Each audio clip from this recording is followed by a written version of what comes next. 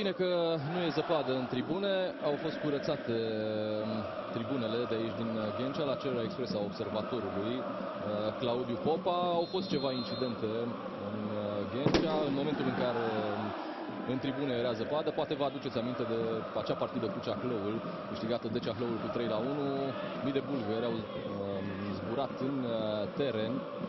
Rectur a marcat din penalti golul de 2-1. A venit însă autogolul lui Chiriche și meciul s-a încheiat 2-2.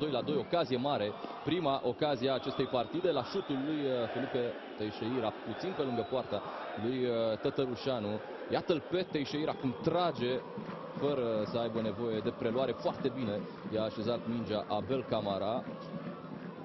O veste rea pentru Steaua, pentru că Teixeira a venit singur în acea zonă.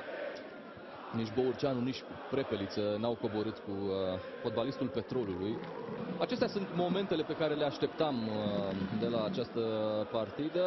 Cu acțiuni rapide, imediat cu mingea este interceptat. Acum un șut pe lângă poartă, expediat de Abel Camara. Vă spuneam, niciun gol marcat în acest sezon pentru Petrolul. Arma secretă a lui Cosmin Contra. Până acum mi s-a părut destul de lent, însă acum stă foarte bine la limita offside-ului. Face o preluare bună și trage puțin pe lângă poarta lui Tătărușanu.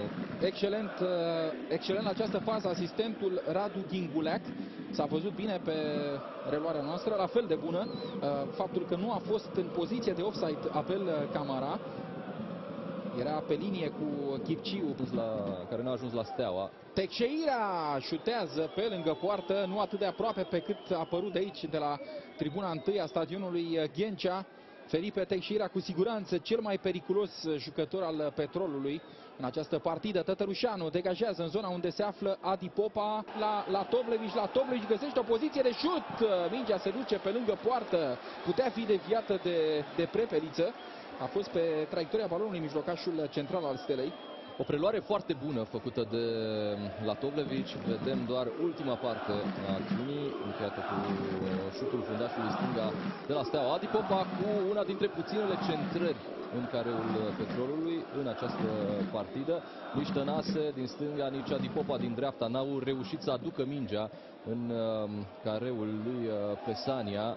Bourceanu, este un șut al lui Bourceanu, nicio problemă însă pentru Peterson. Pesania, un portar care a impresionat plăcut încă de la primul meci în Liga 1, jucat pentru Rapid, atenție, la Ploiești, contra Petrolului, se întâmpla în debutul sezonului precedent.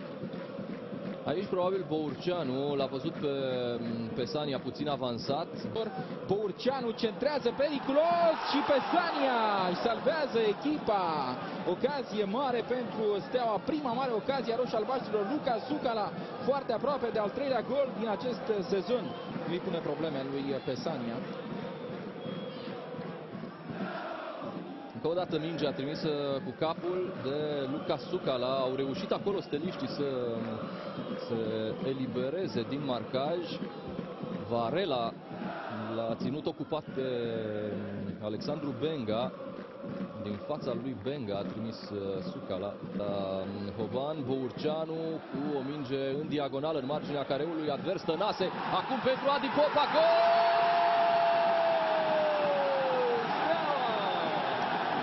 Este Adi Popa, este Prepeliță. Steaua marchează la ultima acțiune a primei reprize. 1-0 pentru campioana României. Excelent lucrată această fază, plecată de la acea diagonală a lui Bourceanu. Tănase dă o pasă decisivă cu capul pentru Prepeliță. Iar doi foști jucători de la FC Argeș. Iar Contra își ceartă unii dintre jucători. Pesania cere intervenția medicilor după contactul pe care l-a avut mai devreme. Excelentă această pasă, excelentă pasa lui Iancu. Da, am avut impresia că Tănase a fost acolo, însă Iancu, iată, reușește pasa decisivă. A fost inteligent în această fază. Iancu a reușit să paseze decisiv pentru Prepeliță. Iată, Prepeliță are un final de sezon de toamnă excelent. Este pauză în Ghencea. Site pe dicisport.ro. Aveți alte lucruri foarte interesante. Centrează De Lucas, intervine la Tovlei, șut bun, respinge Tătărușanu la tentativa de a marca lui Albin. Continuă atacul oaspeților, prinsul este acolo. Ce paradă a reușit Tătărușanu la șutul lui Albin. Una dintre cele mai frumoase faze ale acestei partide, un șut excelent și o intervenție pe măsură a lui Tătărușanu. Prima mare ocazie a Petrolului în acest meci, generată de această lejeritate a lui Chipciu în duelul cu Ghierme.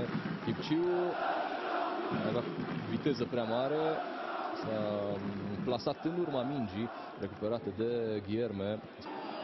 Avansează, centrează Chipciu, minge este respinsă de Geraldo și un șut peste poartă al lui Cristi Tănase, care îl ceartă pe coechipierul său pentru că aștepta altceva de la el.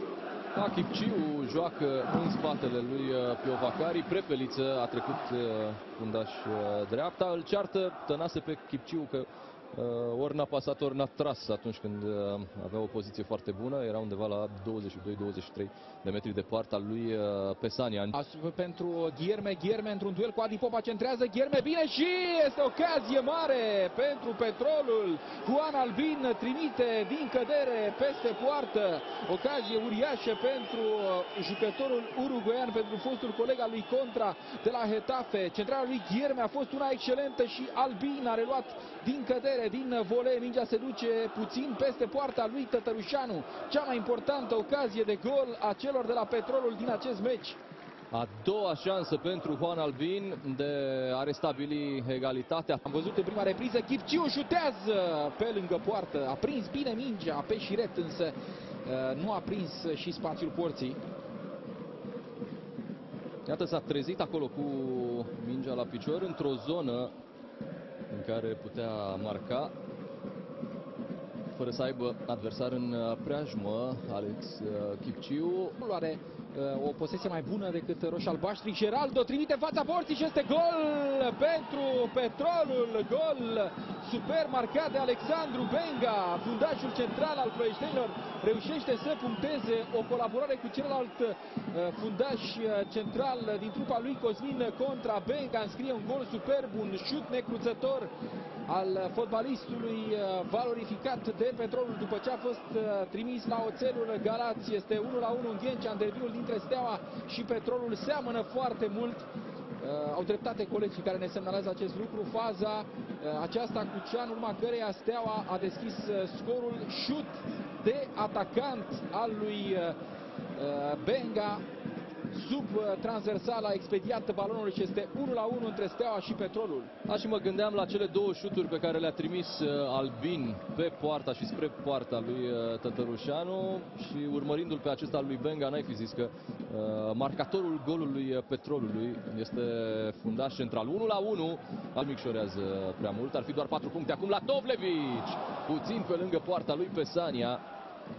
Steaua a fost mai toată repriza secundă în așteptare, nu s-a mai aruncat în atac, a fost precaută formația lui Reghecamp. Iată că golul până la urmă, golul Petrolului a venit în urma unei faze fixe. Acum Steaua va fi formația nevoită să atace. Piovacari scoate mingea pentru Adi Popa, atenție la această fază, Popa la colțul lung, însă pe lângă poartă. Ce pasă a dat Federico Piovacari pentru Adi Popa. Iată-l pe italian, preia aici și pasează printre doi adversari, mizând pe viteza lui Adi Popa. Rămâne 1-1 aici în Ghencea, un rezultat care schimbă puțin datele finalului de sezon de toamnă.